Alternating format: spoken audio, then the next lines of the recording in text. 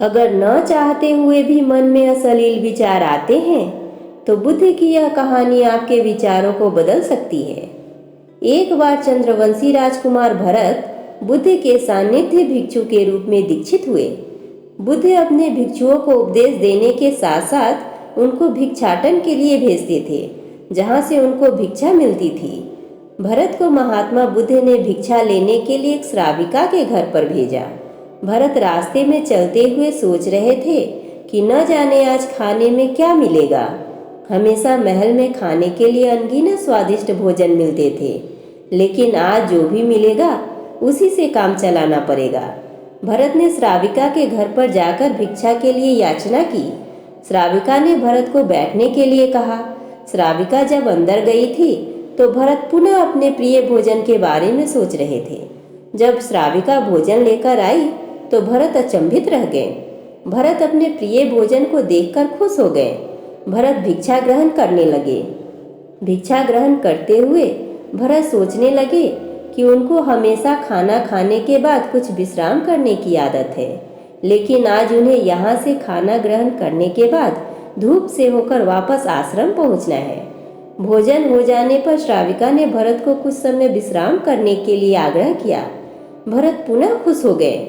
सारी इच्छाओं की पूर्ति होते देख भरत इनको एक संयोग मानकर कुछ देर के लिए लेट गए। लेटते हुए भरत सोचने लगे कि आज तो सोने को मिल गया, लेकिन मेरे सर पर हमेशा के लिए छत का साया तो मिट गया है। जब भरत सोकर पुनः उठे तो श्राविका ने कहा कि आपको जब तक यहाँ पर रहना है आप यहाँ पर ठहर सकते हैं। अब भरत समझ गए कि ये कोई संयोग नहीं है, श्राविका जरूर मेरा मन पढ़ रही है। भरत खड़े हुए। भरत ने श्राविका से पूछा, मुझे क्षमा कीजिए, पर क्या आप मेरा मन पढ़ सकती हैं? आप यह सब कैसे कर लेती हैं?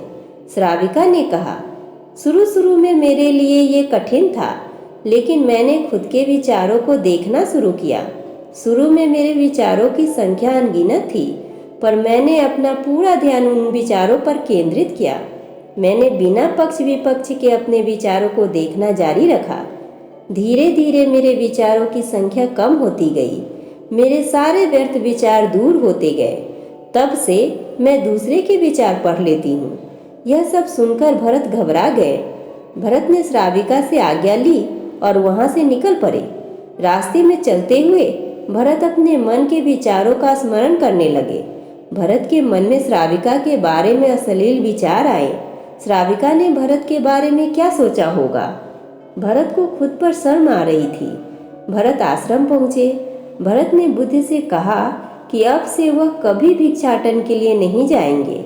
बुद्ध ने भरत को नीचे बैठाया और कहा, क्या हुआ? तुम मुझे अपनी व्यथा विस्तार से बताओ। भरत ने विस्तार से सारी बात बताई। भरत की बातों को सुनकर बुद्ध ने कहा कि आज से 7 दिनों के लिए श्राविका के घर पर भिक्षा के लिए तुम ही जाओगे, लेकिन तुमको कुछ बातों का ध्यान रखना पड़ेगा। कल तुम जाते हुए अपने चित्त को पूरे होश में रखना। तुम्हारे अंदर कौन से विचार उठ रहे हैं उन पर ध्यान केंद्रित करना। होश पूर्वक और जागृता के साथ ध्यान करना कि कौन सी वासना तुम्हारे भीतर उठ रही है। इन सभी का ध्यान करते हुए जाना और फिर मुझसे विचार विमर्श करना। अगले दिन भरत बुद्ध के बताए अनुसार पूरे मार्ग में अपने होश को जागृत रखते हुए चल रहा था। भिक्षु आज पूरी तरह से जागा हुआ था। जैसे जैसे श्राविका का घर नजदीक आ रहा था, भरत की घबराहट बढ़ती रही थी। भरत ने अपनी घबराहट को एक तरफ करते हुए बुद्ध के विचारों पर ध्यान केंद्रित किया। जब भरत श्राविका के घर पर पहुंचा तो उसके दिमाग में केवल एक सन्नाटा था, जिसके भीतर कोई वासना नहीं, कोई कामना नहीं, ना कुछ अच्छा पाने की इच्छा थी। भिक्षु भरत ने भिक्षा ली, ग्रहण की और वहां से वापस निकल गया। आज भरत रास्ते में नाचते हुए आया। आज उसको जिस आनंद की अनुभूति हुई वह अद्भुत थी। आज से पहले इस आनंद को उसने कभी महसूस नहीं किया। भरत ने आश्रम जाकर बुद्ध को प्रणाम किया।